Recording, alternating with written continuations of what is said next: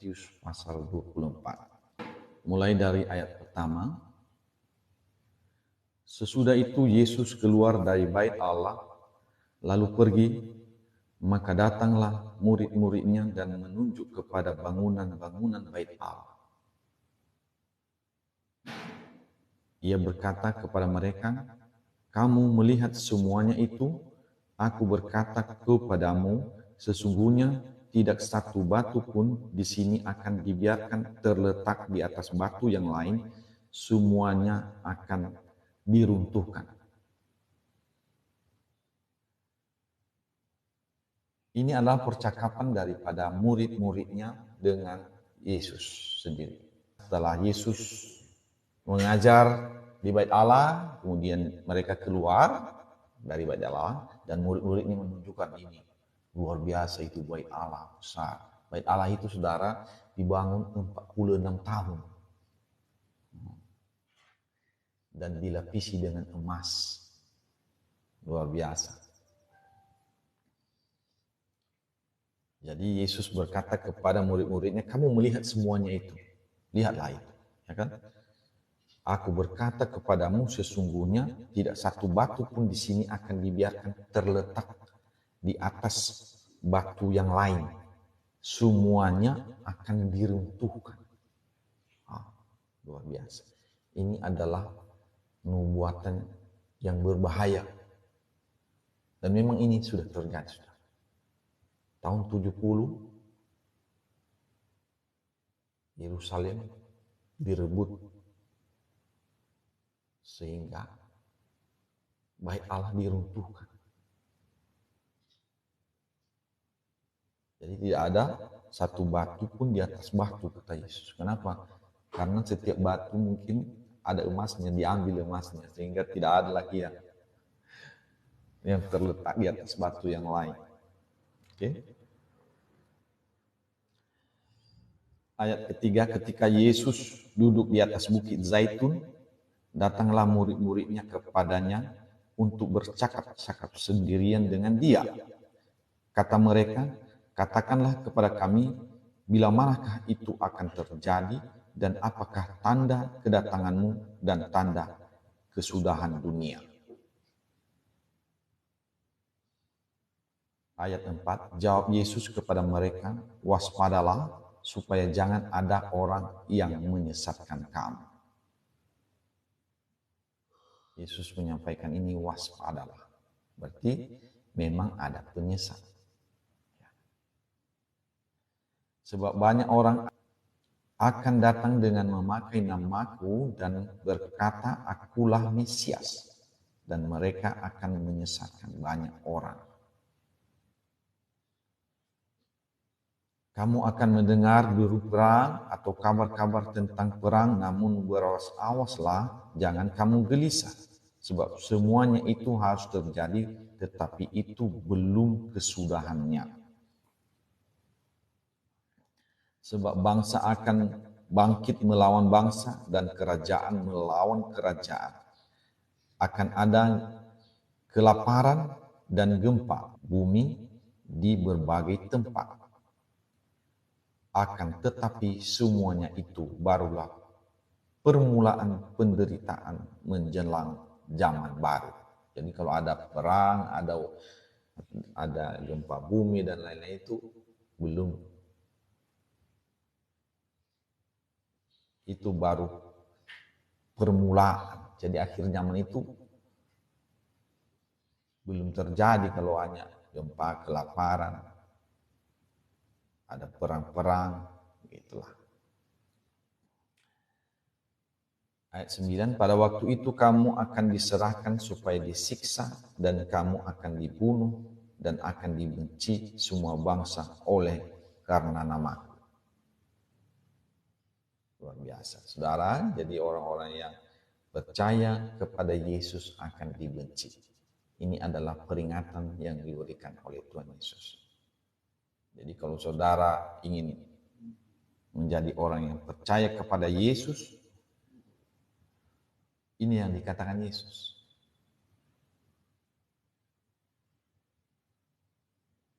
Pada waktu itu kamu akan diserahkan supaya disiksa. Ngeri kan? Jadi jadi orang Kristen itu, jadi orang percaya itu mengerikan, saudara. Dan kamu akan dibunuh. Wah. Dan dibenci semua bangsa oleh karena nama.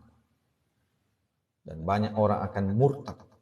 Dan mereka akan saling menyerahkan dan saling membenci. Ini akan terjadi di akhir zaman, saudara. Saling menyerahkan. Ada tanda-tandanya nampaknya.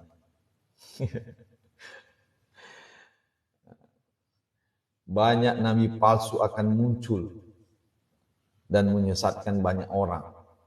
Wow. Dan karena makin bertambahnya kedurhakaan, maka kasih kebanyakan orang akan menjadi dingin. Ini tanda-tandanya, saudara. Kasih kebanyakan orang akan menjadi dingin. Tidak ada lagi kasih. Ayat 13, tetapi orang yang bertahan sampai pada kesudahannya akan selamat. Jadi walaupun ada tantangan yang tadi itu, tetapi kalau kita bertahan, kita memiliki iman yang seperti yang telah diajarkan Yesus, yaitu ketika kita mendengar firman Tuhan dan melakukan firman Tuhan itu, kita adalah seorang yang bijaksana, yang membangun rumah di atas batu.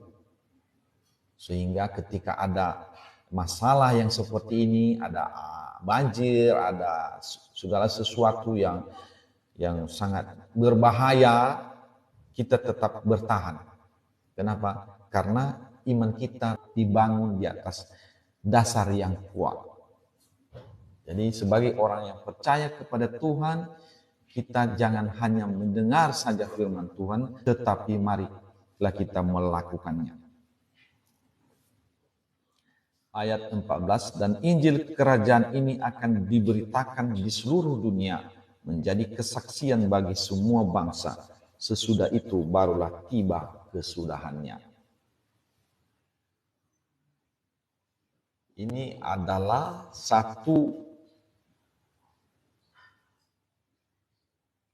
pertanda, saudara.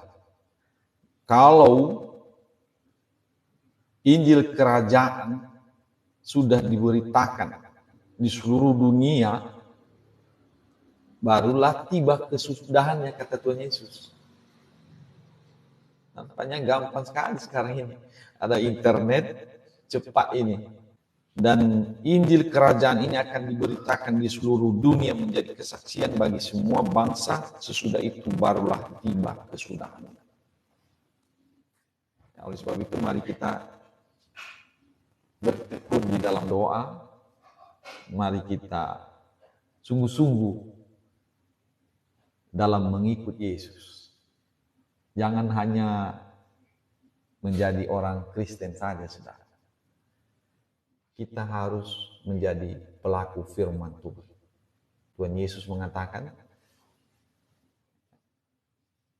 jika kamu mengasihi aku, kamu menuruti segala perintah-perintah. Perintahnya itu di mana, saudara? Mari kita baca di Alkitab. Di kitab Injil, perintah Tuhan Yesus ada di situ, saudara. Injil Matius, Markus, Lukas, dan Yohanes.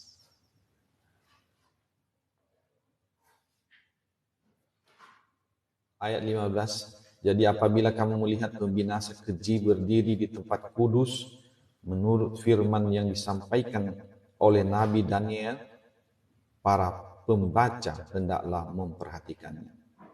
Daniel 9 ayat 27, Raja itu akan membuat perjanjian itu menjadi berat bagi banyak orang selama 1 kali 7 masa.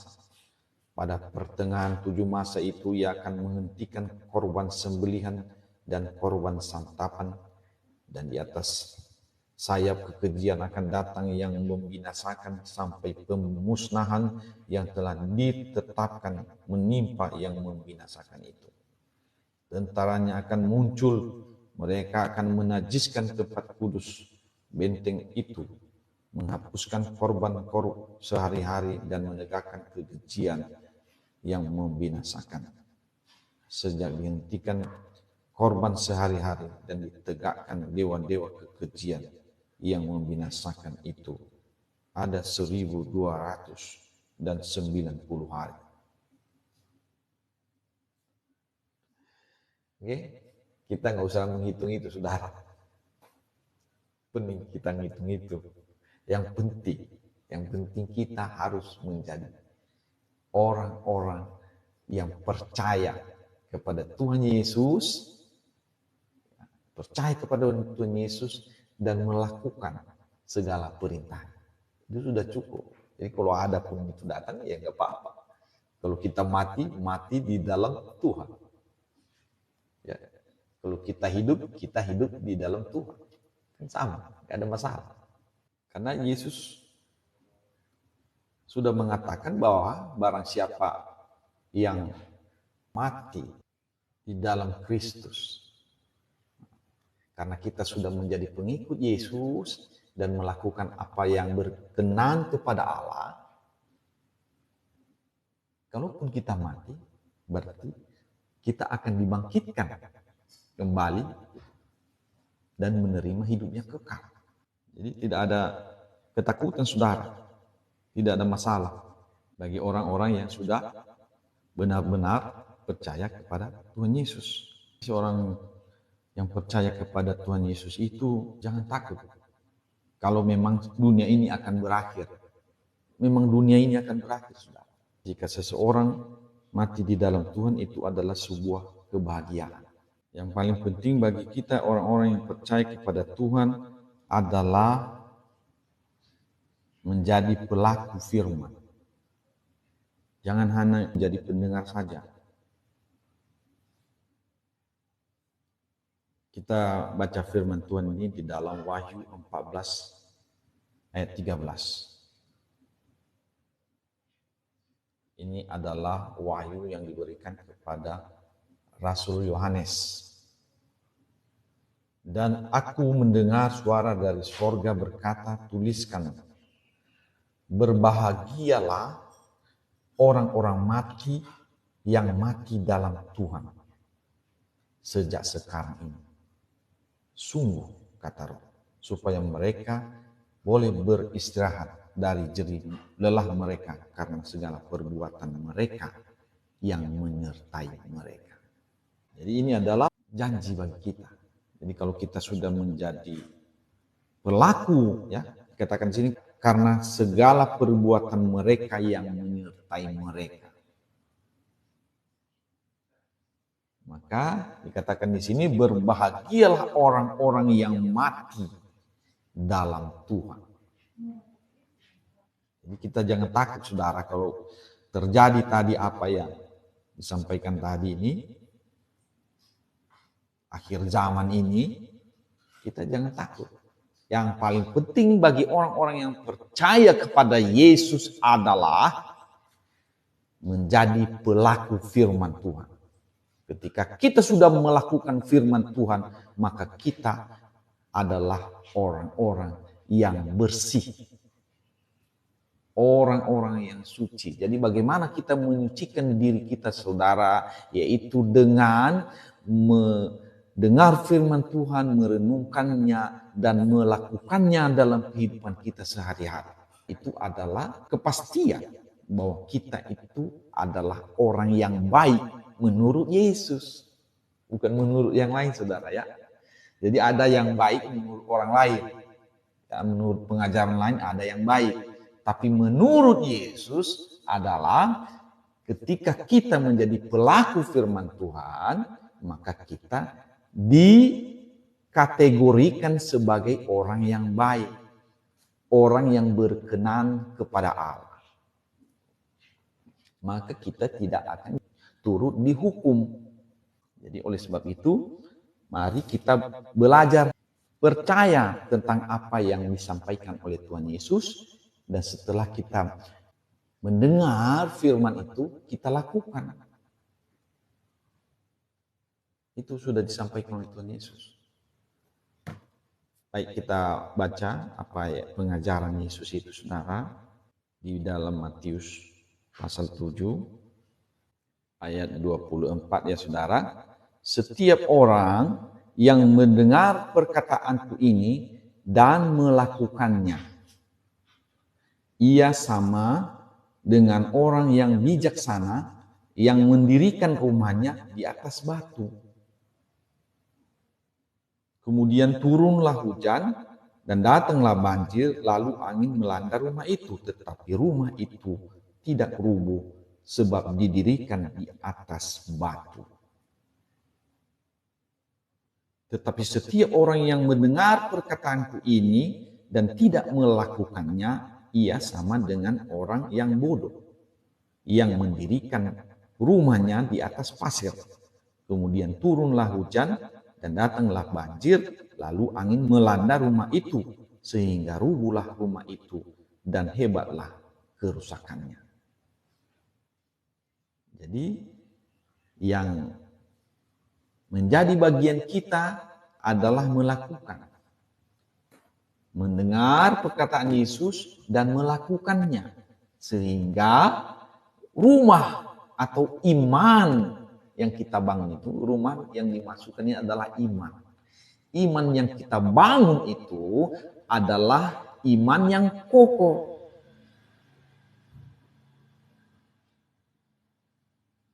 Yesus sudah mengatakan di ayat sebelumnya bahwa kita harus memiliki buah-buah yang baik. Kita harus menjadi pohon yang baik. Pohon yang baik akan berbuah yang baik.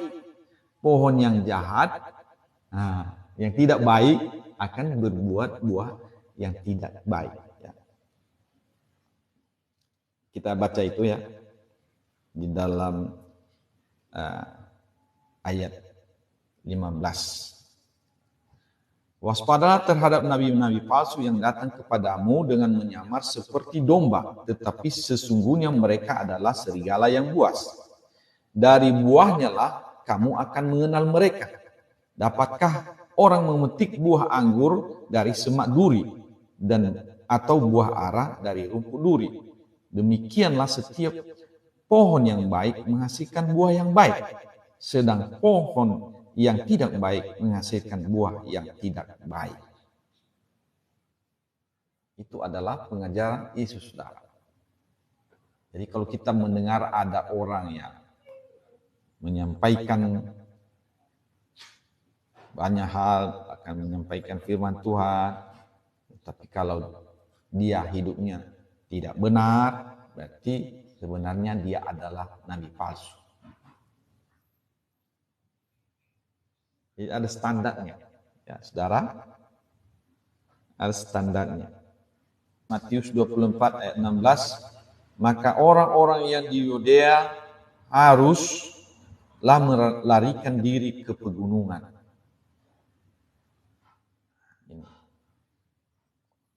Jadi artinya begini, kalau terjadi masa-masa itu kita harus melarikan diri. Orang yang sedang di peranginan di atas rumah, janganlah ia turun untuk mengambil barang-barang dari rumahnya.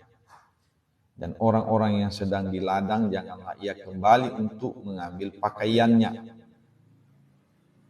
Celakalah ibu-ibu yang sedang hamil atau yang menyusukan bayi pada masa itu. Artinya kalau memang akhir zaman itu terjadi, memang ya yang penting selamat dulu, jangan yang lain-lain diurus. Ya. Berdoalah supaya waktu kamu melarikan diri itu jangan jatuh pada musim dingin dan jangan pada hari Sabat. Sebab pada masa itu akan terjadi siksaan yang dahsyat seperti yang belum pernah terjadi sejak awal dunia sampai sekarang dan yang tidak akan terjadi lagi. Dan sekiranya waktunya tidak dipersingkat, maka dari segala yang hidup tidak akan ada yang selamat. Akan tetapi oleh karena orang-orang pilihan, waktu itu akan dipersingkat. Jadi maksudnya waktu penyiksaan itu nanti akan dipersingkat karena ada orang-orang pilihan. Ya. Pada waktu itu jika orang berkata kepada kamu, lihat Mesias ada di sini atau Mesias ada di sana, jangan kamu percaya. Karena ada masalah, ada penyiksaan berat, banyak orang yang akan mengaku bahwa dia Mesias, ya. Sebab Mesias-Mesias palsu dan nabi-nabi palsu akan muncul dan mereka akan mengadakan tanda-tanda yang dahsyat dan mujizat-mujizat sehingga sekiranya mungkin mereka menyesatkan orang-orang pilihan juga. Camkanlah, aku sudah mengatakannya terlebih dahulu kepadamu. Jadi apabila orang berkata kepadamu, lihat ia ada di padang gurun, janganlah kamu pergi ke situ, atau lihat ia ada di dalam bilik, janganlah kamu percaya. Sebab sama seperti kilat memancar dari sebelah timur dan melontarkan cahayanya sampai ke barat, demikian pula lah kelak kedatangan Anak Manusia. Di mana ada bangkai, di situ burung nazar berkerumun. Jadi Yesus mengatakan kalau dia datang itu, dia seperti cahaya, saudara. Cepat, gitu. Jadi tidak seperti yang disampaikannya ini tadi, ada nabi-nabi palsu yang mengaku bahwa dia adalah Mesias. Ada dia tapi kalau Yesus datang tidak seperti itu. Cepat dialah. Ya. Jadi kedatangan Yesus itu cepat. Segera sesudah siksaan pada masa itu, matahari akan menjadi gelap dan bulan tidak bercahaya dan bintang-bintang akan berjatuhan dari langit dan kuasa-kuasa langit akan goncang. Pada waktu itu akan tampak tanda Anak Manusia di langit dan semua bangsa di bumi akan meratap dan mereka akan melihat Anak Manusia itu datang di atas awan-awan di langit dengan segala kekuasaan dan kemuliaannya. Ini adalah perkataan Tuhan Yesus sendiri, saudara, bahwa dia akan datang dan dia akan nampak. Ya. Jadi artinya belum terjadi. Dan dia akan menyuruh keluar malaikat-malaikatnya dengan meniup sangkakala yang dahsyat bunyinya, dan mereka akan mengumpulkan orang-orang pilihannya dari keempat penjuru bumi. Jadi orang-orang pilihan Tuhan itu ada di seluruh dunia, saudara. Maka dikatakan di sini dari keempat penjuru bumi. Jadi bukan hanya orang Israel saja, ya. Dari keempat penjuru bumi.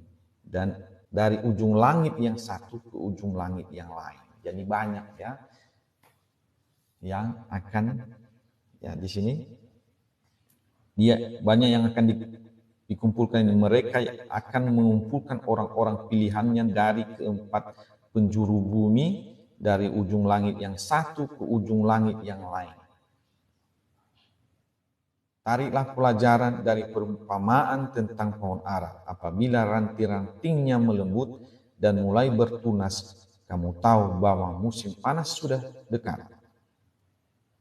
Demikian juga jika kamu melihat semuanya ini, kalau kita sudah melihat ini, ketahuilah bahwa waktunya sudah dekat. Sudah di ambang pintu. Jadi kalau berita tentang kerajaan Allah sudah sampai ke seluruh bumi,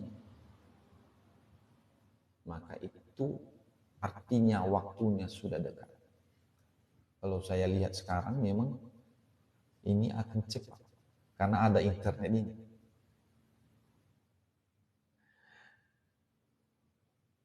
Ini waktunya sudah di ambang pintu. Karena semua orang sekarang sudah bisa buka tentang firman Tuhan, Injil Kerajaan Allah di Alkitab, di seluruh dunia sudah ada. Yang penting ada HP-nya, ada internetnya, jalan itu.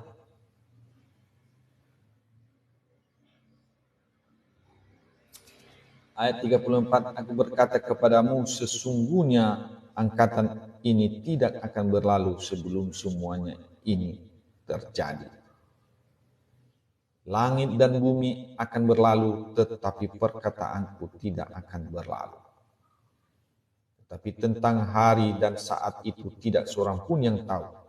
Malaikat-malaikat di sorga tidak, dan anak pun tidak, hanya Bapa sendiri. Jadi Yesus mengatakan dia tidak tahu, hanya Bapa sendiri yang tahu. Wah, dia Allah sendiri tapi dia tidak tahu. Jadi ini maksudnya saudara, dalam keadaannya sebagai anak, dia tidak tahu karena misinya bukan untuk menyampaikan kapan hari itu terjadi. Jadi misinya pada saat dia mengajar ini saudara, dia sedang mengajar tentang karya keselamatan. Dia sedang mengajar supaya kamu selamat, kamu berbuat yang benar, yang berkenan kepada Allah. Jadi nggak perlu dipikirkan itu kapan itu terjadi. Yang paling penting itu kita sebagai orang percaya menjadi pelaku firman. Maka kita disuruh untuk berjaga-jaga saja. Melakukan apa yang baik, apa yang benar. Jadi hanya Bapa sendiri, artinya dia tentukan sendiri. Hanya tanda-tandanya ada tadi. Kalau Injil Kerajaan Allah sudah disebarkan ke seluruh dunia. Jadi makanya banyak orang yang salah mengerti tentang ini, membahas tanggalnya berapa ini, maka orang jadi ya sudah berapa banyak itu yang menghitung-hitung itu, dan itu tidak terjadi juga kan. Nah, jadi kita tidak perlu berpikir kapan, kita serahkan saja itu kepada Tuhan. Yang kita perlu lakukan yaitu menjadi pelaku firman Tuhan. Itu saja. Ayat 37, sebab sebagaimana halnya pada zamanmu, demikian pula halnya kelak pada kedatangan anak manusia. Sebab sebagaimana mereka pada zaman sebelum air bah itu makan dan minum, kawin dan mengawinkan, sampai kepada hari Nuh masuk dalam bahtera. Dan mereka tidak tahu akan sesuatu sebelum air bah itu datang dan melenyapkan mereka semua. Demikian pula lah halnya kelak pada kedatangan anak manusia. Jadi artinya tidak disangka-sangka, namun sudah ada peringatan-peringatan. Seperti ini, Yesus menyampaikan ada tanda-tandanya. Tanda-tandanya ada deru perang, ada macam-macam lah yang terjadi. Tetapi itu bukan akhirnya, itu masih permulaan. Nah, kalau sudah seluruh umat manusia mendengar Injil Kerajaan Allah, nah itulah, disitulah baru itu sudah diambang pintu namanya itu. Jadi sepertinya ya kalau dikira-kira ini, kalau semua orang punya media sosial, punya internet, bisa membaca ini, mendengar firman, kemungkinannya ini sudah ada tandanya ini. Ya kita jangan khawatir tentang itu. Mari kita menjadi orang yang menjadi pelaku firman. Itu saja. Kalau sudah kita melakukan firman, apapun yang terjadi, ya tidak apa-apa. Jadi apa yang disampaikan di dalam kitab Wahyu tadi itu, berbahagialah orang yang mati dalam Tuhan. Jadi artinya kalau kita mati pun itu mati untuk Tuhan. Artinya ketika Yesus datang, dia akan membangkitkan kita untuk hidup yang kekal. Kenapa? Karena kita sudah berbuat baik, yaitu berbuat seperti apa yang dia sampaikan, yang berkenan kepada Allah. Itu saja, itu gampang itu, nggak ada masalah lah. Waktunya itu nggak usah terlalu kita tahu. Pada waktu itu kalau ada 2 orang di ladang, yang seorang akan dibawa dan yang lain akan ditinggalkan. Kalau ada 2 orang perempuan sedang memutar batu kilangan, yang seorang akan dibawa dan yang lain akan ditinggalkan. Itu suka-suka Tuhan, sudah. Usah kita pikirkan kali. Karena itu berjaga-jagalah, sebab kamu tidak tahu pada hari mana Tuhanmu datang. Tetapi ketahuilah ini, jika tuan rumah tahu pada waktu mana pada malam hari pencuri akan datang, sudahlah pasti ia berjaga-jaga dan tidak akan membiarkan rumahnya dibongkar. Sebab itu hendaklah kamu juga siap sedia, karena Anak Manusia datang pada saat yang tidak kamu duga. Jadi artinya kita siap-siapnya begitu, saudara. Kita belajar firman Tuhan, kita membaca firman Tuhan, dan setelah itu kita lakukan apa yang berkenan kepada Allah. Apa yang berkenan kepada Allah yaitu kasih, sukacita, damai, ingin berdamai dengan semua orang. Kita tidak melakukan perbuatan daging. Kita hanya melakukan apa yang benar di mata Tuhan. Itu ada standarnya. Kita harus menyucikan diri sama seperti apa yang disampaikan oleh Rasul Yohanes. Kita akan baca ya, saudara. Di dalam 1 Yohanes pasal 3 dari ayat 1. Lihatlah betapa besarnya kasih yang dikaruniakan Bapa kepada kita, sehingga kita disebut anak-anak Allah. Dan memang kita adalah anak-anak Allah. Karena itu dunia tidak mengenal kita, sebab dunia tidak mengenal Dia.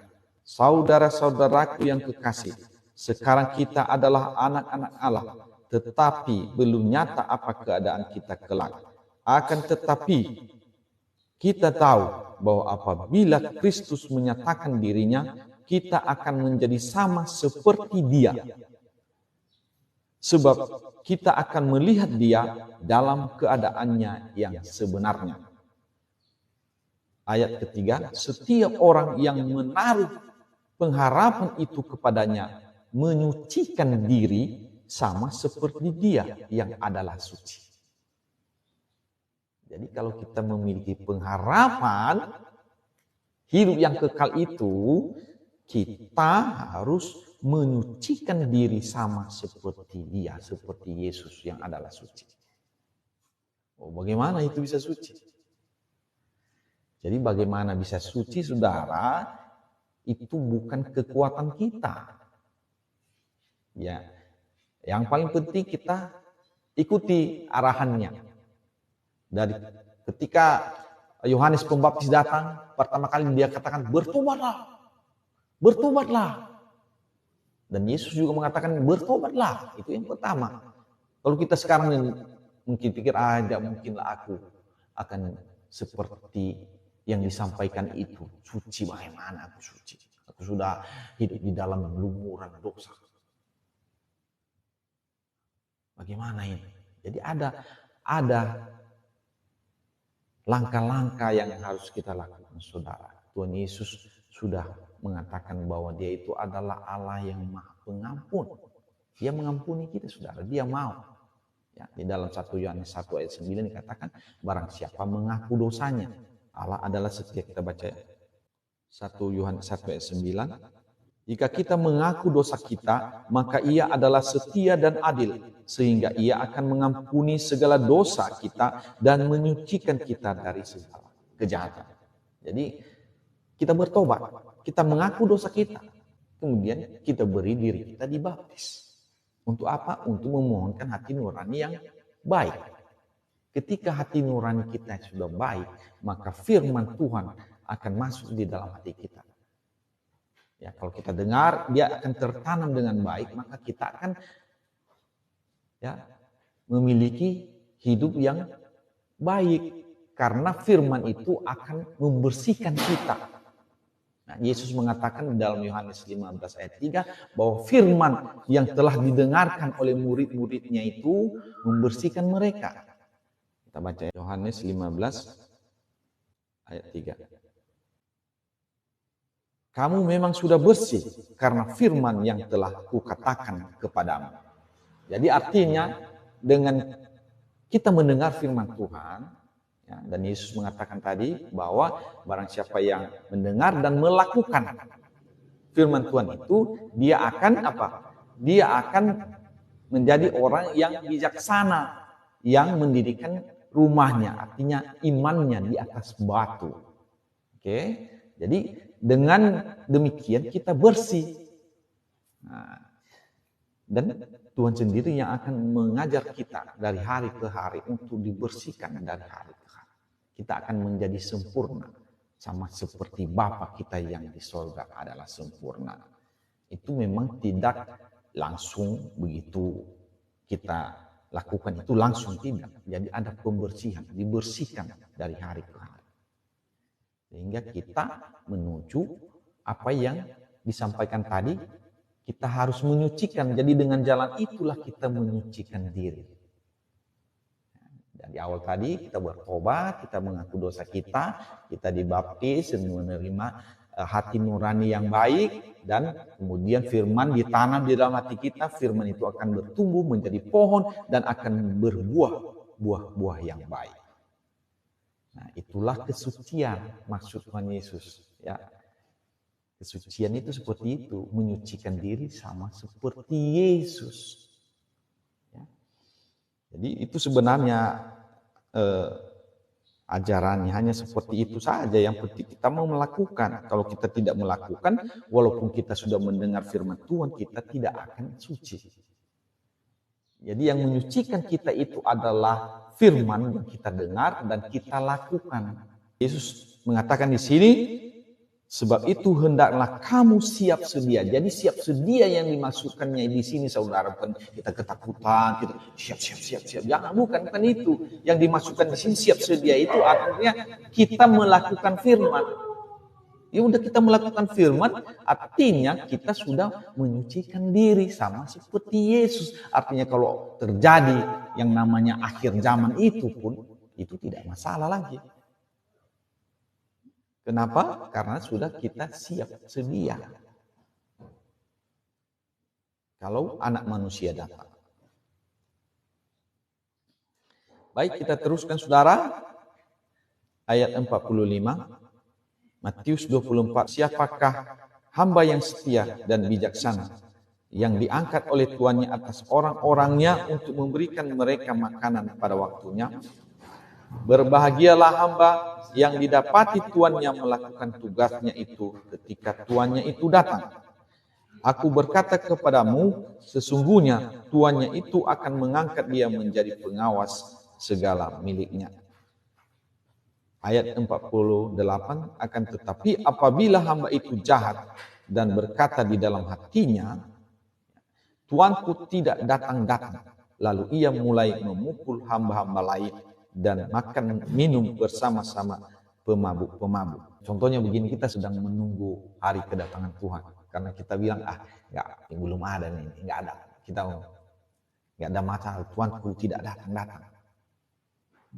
Apa yang dibilangnya itu dia mau datang kembali ke dalam dunia itu enggak. Sudah dari dulu pun sudah ada. Lama ini, 2000 tahun belum datang dia. Bisa terjadi seperti itu. Jadi orang-orang kan bisa berpikir seperti ini, udah lama sekali ini belum datang-datang dia. Nah, jadi ini Yesus sudah mengatakan ini. Ya, kalau kita berpikir yang lain, karena ya nggak datangnya itu, udah kita buat aja dulu kita. Ya, yang dikatakan di sini, Tuanku tidak datang-datang, lalu ia mulai memukul hamba-hamba lain dan makan minum bersama pemabuk-pemabuk. Nah, mulailah kita, karena kita tadi sudah merasa kecewa, lama sekali pun datang ini, nah, kita buat yang nggak benar. Maka Tuhan hamba itu akan datang pada hari yang tidak disangkakan dan pada saat yang tidak diketahuinya, dan akan membunuh dia dan membuat dia senasib dengan orang-orang munafik. Di sanalah akan terdapat ratapan dan kertakan gigi. Jadinya jangan kita mengabaikan ini, saudara. Artinya kita harus tetap hidup di dalam Dia. Makanya Yesus mengatakan, tinggallah di dalam aku dan firmanku tinggal di dalam kamu. Artinya kita terus bersama Yesus.